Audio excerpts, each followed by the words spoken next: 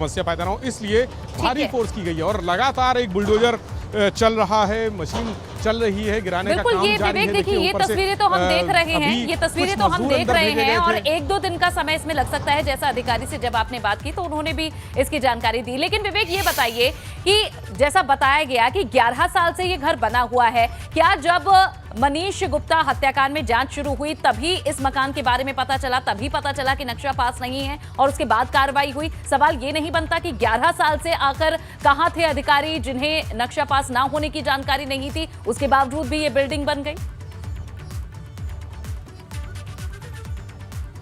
बहुत अच्छा सवाल किया अनु आपने। देखिए, थोड़ी सी टेक्निकल चीज़ है, मैं आपको बताऊंगा। ये जो एरिया है शहर का बाहरी इलाका है जहां पर पंचायत लगती है, यानी ग्राम समाज की जमीन होती है। यहाँ पर निजी कॉलोनियाँ डेवलप की गई, लेकिन बाद में लखनऊ विकास प्राधिकरण यानी जो ग्राम पंचायत की जमीन होती है उसको प्राधिकरण अधिग्रहित करता है, उसको अपने कब्जे में लेता है, उसको डेवलपमेंट करने के लिए वहाँ पर तमाम सुविधाएं मुहैया कराई जाती हैं। तो ये ज़मीन जो एरिया सब चारों तरफ का एरिया है उसको एलडीए ने अपने अंदर समाहित किया। इसलिए 11 साल पहले जब ये बना था तब ये ग्राम पंचायत की ज़मीन पर बना था। उस समय ग्राम पंचायत से इसका नक्शा पास होता है, लेकिन जब एलडीए में आ जाता है तो एलडीए में नक्शा पास कराना ज़रूरी है।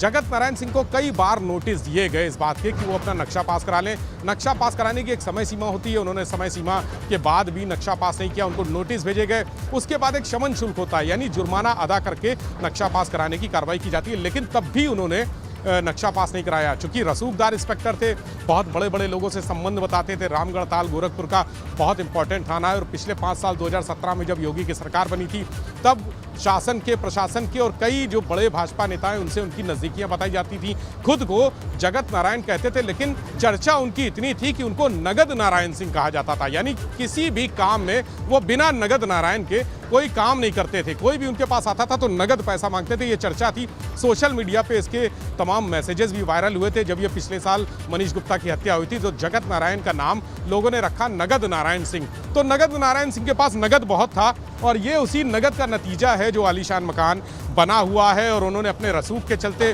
उनको लग रहा था कि ये सारी चीज़ें मैनेज हो जाएंगी और एलडीए में अगर वो नक्शा नहीं पास कराएंगे, उसका जुर्माना नहीं अदा करेंगे, शमन शुल्क नहीं जमा कराएंगे तो भी जुगाड़ से और सब अपनी सेटिंग से वो सब मैनेज करा लेंगे। लेकिन जब ये मामला हुआ हत्या का पिछले साल, उसके बाद से उनकी संपत्तियां खंगाली गई। चूंकि वो फरार हो गए थे, इस मामले के बाद जगत नारायण सिंह भाग गए थे और भागने के बाद जब उनके संपत्तियां तलाशी गई, उनके मकान तलाशे गए, वो कहाँ हो सकते हैं, क्या क्या उनके ठिकाने हैं, तब ये मकान सामने आया था। चूंकि इस मकान में वो कभी रहे नहीं, कभी आए गए नहीं। आसपास के लोग सिर्फ ये जानते थे कि इंस्पेक्टर जगत नारायण सिंह का मकान है। इंस्पेक्टर का चेहरा तक उन्होंने नहीं देखा था, वो कभी आते नहीं थे। उनके जो कर्मचारी हैं जो यहाँ पर हॉस्टल चलाते थे, संचालन करते थे, वही आते जाते थे, वही लड़कों से किराया लेते थे, वही किराया लेकर उनके खातों में जमा करते थे। बहुत सारी गहराई से जब छानबीन हुई है तब इस मकान का पता चला और एलडीए ने उसके बाद कार्रवाई शुरू की। चूंकि शासन बहुत सख्त था, मुख्यमंत्री योगी आदित्यनाथ ने कहा था किसी भी व्यक्ति को, किसी भी पुलिसकर्मी को बख्शा नहीं जाएगा। उसके बाद एलडीए को आदेश दिया गया कि इस मकान का ध्वस्तीकरण करें, लेकिन एक प्रक्रिया होती है, एक प्रोसीजर होता है ध्वस्तीकरण का। नोटिस भेजे गए, उनको बार बार नोटिस भेजे गए, नोटिस का जवाब नहीं आया। तब जो अभी हमने दिखाई आपको स्लिप वहाँ पर चिपकी हुई है, वो जो ध्वस्तीकरण का आदेश चिपका हुआ है, तब वो आदेश जारी किया गया और आदेश यहाँ पर उनके गेट पर चस्पा करके फिर बुलडोजर बुलाकर ये कार्रवाई शुरू कराई गई। चूंकि अंदेशा था लॉ एंड ऑर्डर बिगड़ सकता है, कानून व्यवस्था बिगड़ सकती है, इसलिए तमाम पुलिस प्रशासन के लोग यहाँ पे आए, अधिकारी भी बैठे हैं, मौजूद हैं, सभी के सामने दिख भी रही है जहां सुरक्षा से लेकर और पूरी कार्रवाई जब तक संपन्न ना हो रहा है, अधिकारी और पुलिस बल वहीं बना हुआ है। ये भी हम तस्वीरों में देख पा रहे हैं। बहुत बहुत शुक्रिया विवेक इस पूरी जानकारी और इन महत्वपूर्ण तस्वीरों के लिए आपका।